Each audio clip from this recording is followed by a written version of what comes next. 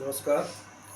Rajesh sir Hindi channel में आपका फिर स्वागत है। विभिन्न प्रतियोगी परीक्षाओं के में खासतौर से जो हिंदी साहित्य को लेके आयोजित होती है उनमें हिंदी साहित्य काल विभाजन एक महत्वपूर्ण विषय के रूप में शामिल किया जाता है। काल विभाजन के दौरान हमने ये देखा है कि भक्ति काल का काल विभाजन स्पष्टता किताबों में और विद्वानों के द्वारा हमें बताया गया है। आधुनिक काल के काल विभाजन को भी हमें समझा दिया गया है, लेकिन रीति काल का जो काल विभाजन है, रीति काल के अंदर जो काल काव्य की प्रवृत्तियों के आधार पर, उनकी विशेषताओं के आधार पर जो साहित्य को या काव्य को जो विभाजित किया गया है उसको स्पष्ट रूप से समझाया नहीं गया है। तो आपको ये तो पता है कि रीति काल के पूरे समय को या पूरे काव्य कर्म को हम तीन भागों में बांटते हैं या तीन प्रवृत्तियों में बांटते हैं। एक रीतिबद्ध, एक रीति मुक्त और एक रीति सिद्ध।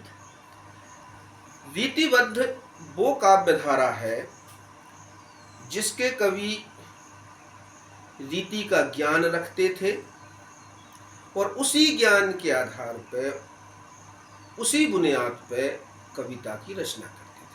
इसके पहले मैं आपको एक बात और बता दूं कि रीति काल के कवि कवि ना होकर मूलतः आचार्य थे। उस समय के काव्य में कविता करना महत्वपूर्ण नहीं था, आचार्यत्व का प्रदर्शन करना महत्वपूर्ण था, या ये कहें कि नियमों का प्रदर्शन करना ज़्यादा महत्वपूर्ण था। तो जो रीतिबद्ध कवि थे, जैसे चिंतामणि है, भूषण है, मतीराम है, देव है, पद्माकर है, ये सारे के सारे कवि, चिंतामणि है और अपने